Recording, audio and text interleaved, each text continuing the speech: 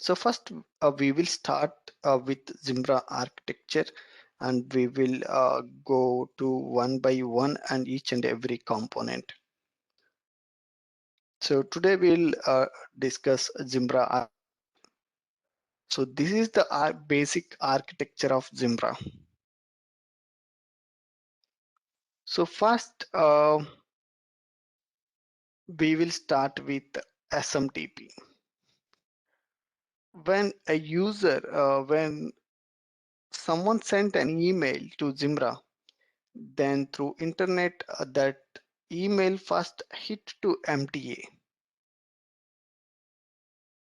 through SMTP protocol. That email first it will hit to MTA, and in MTA antivirus and anti-spam checks will be done, and after the antivirus and anti-spam check, MTA will send that email to a mailbox server, and mailbox server processes that email using LMTP, and it delivers to the respective user's email box.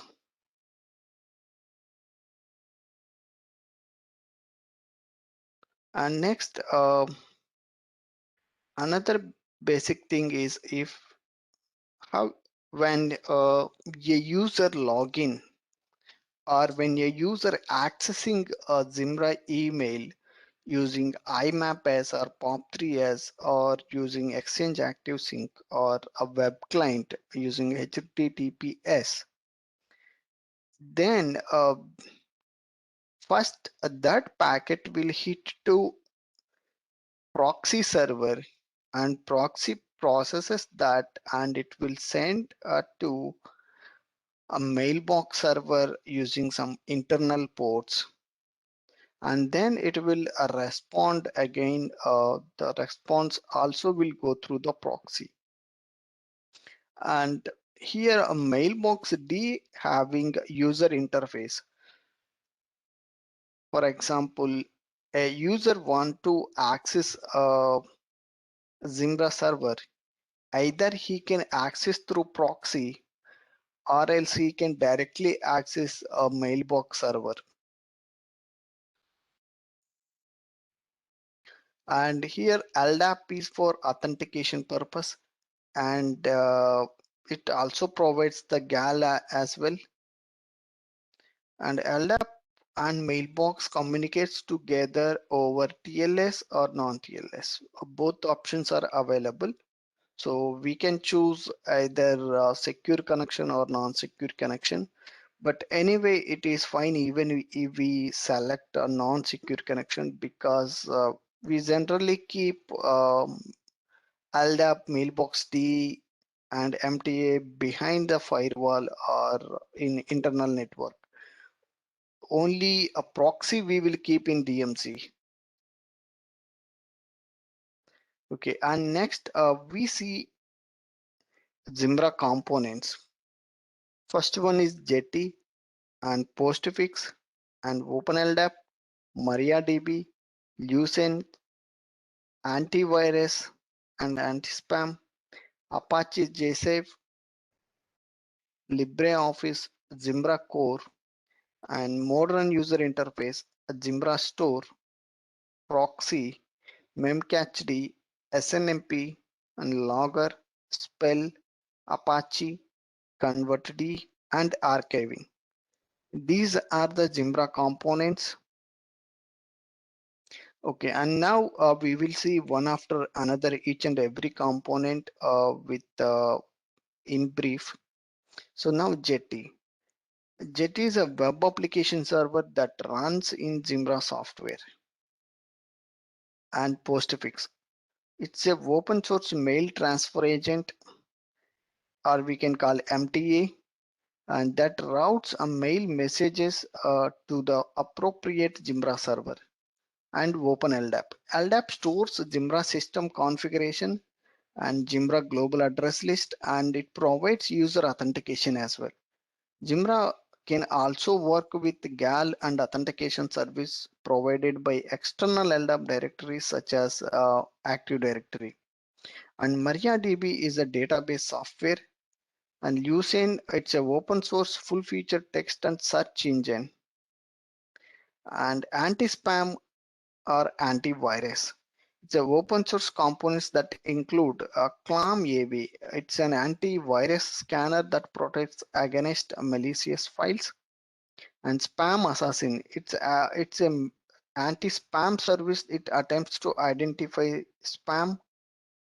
And AMAVSD, it's a new interface between the MTA and one or more content checkers. Like it provides interface between MTA and anti-spam or antivirus. And Apache JSafe, it manages filters for email. And LibreOffice, it's a high fidelity document preview. It useful to view the documents in web client. And Zimbra Core, it's a libraries, utilities, monitoring tools, and basic configuration files. gmconfig.d is contained in the Zimbra core and is automatically enabled to run on all the systems. And Modern UI. The assets required for Zimbra Modern Web App, this package is automatically installed on each server. And Zimbra Store. And their components for the mailbox server including Jetty. The Zimbra mailbox server includes the following components like data store, a MariaDB database, message store, location of all the email messages and file attachments, and index store. Index and search technology is provided through Lucene. Index files are maintained for each mailbox. And web application services.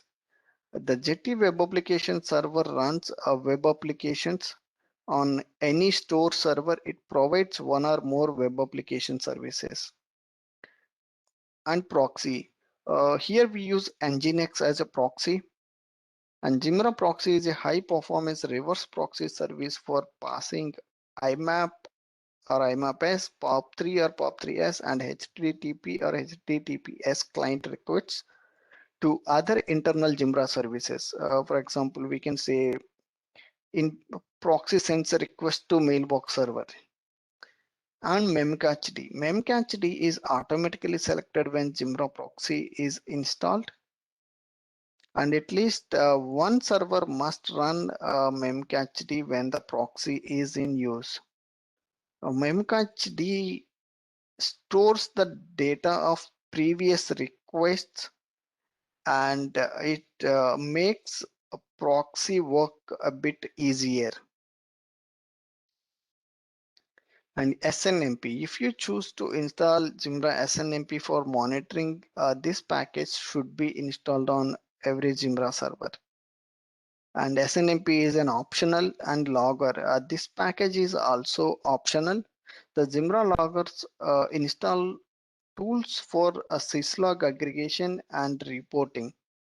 If you do not install the logger, the server statistic section of the admin console will not display, which means statistics of a server like CPU usage and overall mails sent, how many received. These static last n number of email statistics in last 60 days, like 3 months. These statistics will not display if there is no logger service. And spell.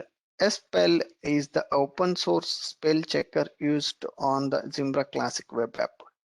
Apache. This package will install automatically when Zimbra spell or Zimbra convertd is installed. And convertd. Convertd extracts the text from the attachments to be indexed along with the mail body. And archiving. Archiving and direct discovery offers the ability to store and search all messages delivered to or sent by the Zimbra collaboration server. We will discuss in the next session with Zimbra basic ports, what are the ports required and what are the directories of Zimbra. I'll explain in the next video. Thank you.